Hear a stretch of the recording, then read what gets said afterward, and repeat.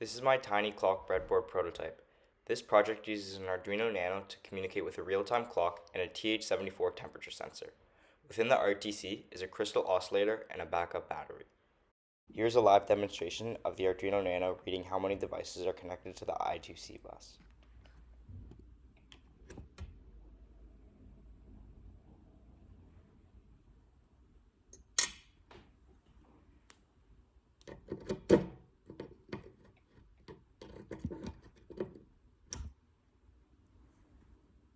The real-time clock uses a crystal oscillator to measure time. The crystal oscillator used has a desired value of 2 to the 15 clock cycles per second. This is because the RTC is configured to count each second as 2 to the 15 clock cycles. The coin cell battery is a backup if the primary voltage source is unplugged. This is done so that the RTC can keep track of the time while everything else is off.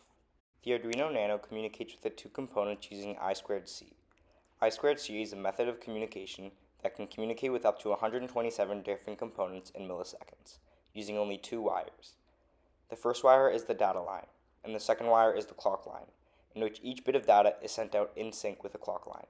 These two lines take up the top two rails of the breadboard, while power and ground take the bottom two.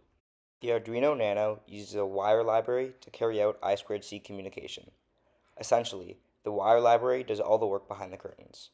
It is important to recognize that the purpose of this project is for the Nano to only acknowledge how many devices are connected to the I2C bus and not read or write data from them. To do this, an integer num devices is created, in which the value is equal to the number of devices on the bus. Then, using a for loop, the Nano sends out a 7-bit address to all possible 127 components that could be connected to the bus. An address is 7 bits of data that the I2C uses to determine which component it is communicating with. This only works if every component has a different address. In essence, each component on the I2C bus has a different quote-unquote code number from 1 to 127 that needs to be unlocked before data can be read or changed in it. Moving on, within the for loop, the Nano checks if each value of address has a device connected to it. It does this by sending a signal to that address. If the address responds, then a device is on said address, where integer result is the address's response. If result equals 0, then a device is on said address because I2C is an active low system. Then, the Arduino Nano prints the value of the address on the serial monitor and adds 1 to num devices.